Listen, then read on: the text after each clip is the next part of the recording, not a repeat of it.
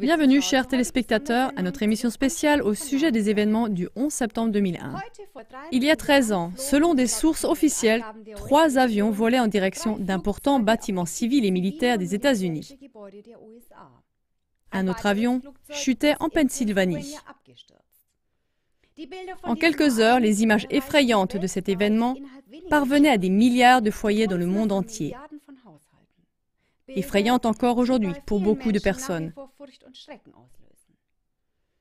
Mais ce n'est plus un secret qu'il s'agissait d'attentats venant du gouvernement même des USA. Beaucoup de citoyens des États-Unis ne croient plus les informations officielles, avant tout à cause d'arguments et de contre-voix de forces probantes. John Lear, ancien pilote de la CIA, en fait partie. Il a déclaré sur l'honneur que l'explication officielle de la collision des 2 avions commerciaux avec le World Trade Center n'est pas possible selon les lois de la physique. Un vrai Boeing 767 se serait mis en accordéon lors de la collision. Les moteurs seraient généralement restés entiers lors de l'impact sur les colonnes métalliques épaisses de 34 cm. Ils seraient tombés au sol ou on les aurait retrouvés dans les ruines des bâtiments effondrés, dit John Lear. Son explication vient appuyer l'accusation contre le gouvernement américain, selon laquelle il s'agit d'explosions planifiées. C'est maintenant exposé sur des bases scientifiques dans de nombreux documents que vous pouvez facilement trouver sur Internet ou sur YouTube. En plus, dans ce cadre, beaucoup de services d'élucidation se posent la question de savoir pourquoi le bâtiment numéro 7 du World Trade Center s'est écroulé apparemment sans intervention extérieure. Dans le rapport officiel publié par la Commission en septembre en 2004, ce bâtiment n'est tout simplement pas mentionné. Pourquoi les médias, et avant tout les chaînes américaines et britanniques CNN et BBC, diffusent-ils des rapports trompeurs, c'est-à-dire fondés sur des mensonges?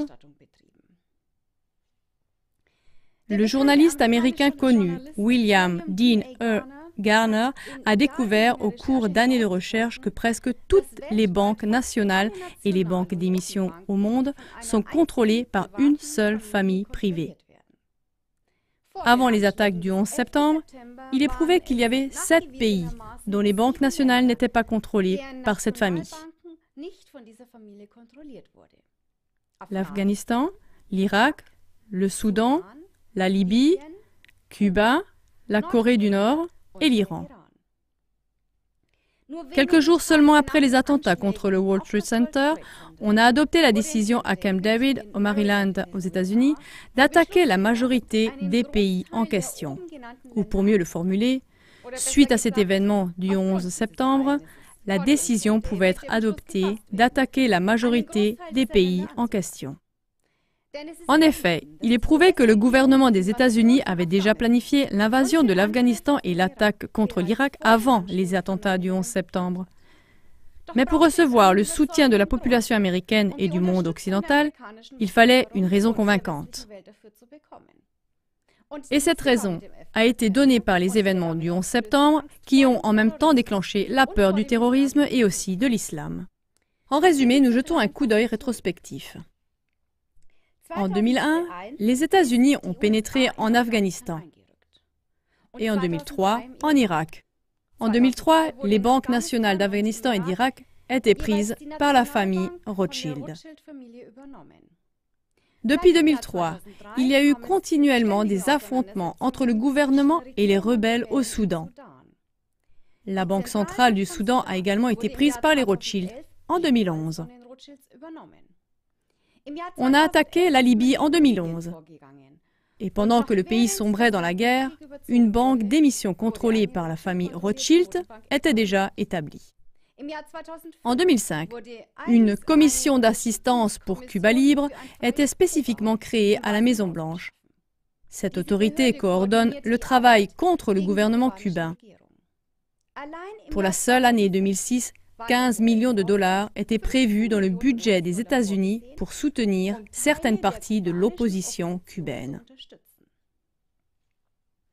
Au début de l'année 2013, l'ONU a pris des sanctions renforcées contre la Corée du Nord. De plus, les États-Unis ont annoncé la construction d'autres stations de défense antimissiles sur les îles du Pacifique afin de pouvoir intercepter une attaque potentielle en provenance de Corée du Nord. Contre l'Iran, depuis des années, déjà une grande guerre médiatique a lieu. Depuis des années, nos médias du mainstream publient constamment que l'Iran va certainement fabriquer en une année des armes nucléaires. Ça nous rappelle quelque chose. Avant la guerre contre l'Irak, on a aussi publié dans tous les journaux que l'Irak possédait des armes de destruction massive. Mais cela était un mensonge, comme cela a été avéré après la guerre.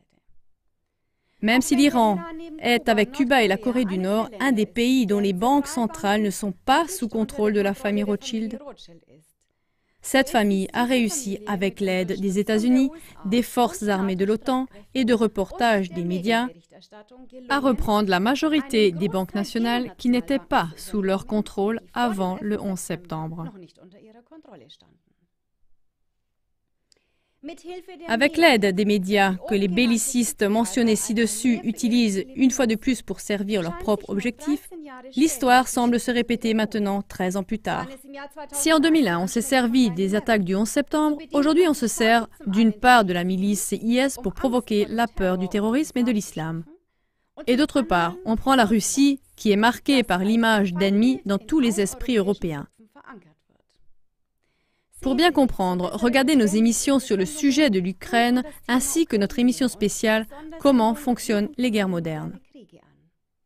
Puisque dans le contexte de la crise en Ukraine et les milices IS, la vérité ne nous est pas transmise par les médias, ainsi les médias du mainstream nous entraînent de cette façon à être d'accord avec les attaques aériennes des États-Unis contre la Syrie.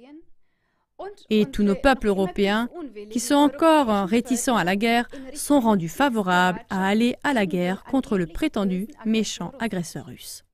Réfléchissez-y et continuez à regarder les informations non censurées sur le mur des lamentations. À l'occasion du 11 septembre, vous trouverez aujourd'hui et demain 2 films en langue allemande de Frank Höfer concernant ce sujet, dans notre rubrique Formation non censurée. Kriegsverbrecher 1, produit en 2009, Kriegsverbrecher 2, en 2012. Les 2 films n'ont pas perdu de leur actualité. Au contraire, ils expliquent aussi les événements actuels. Nous vous souhaitons encore une agréable soirée. Au revoir.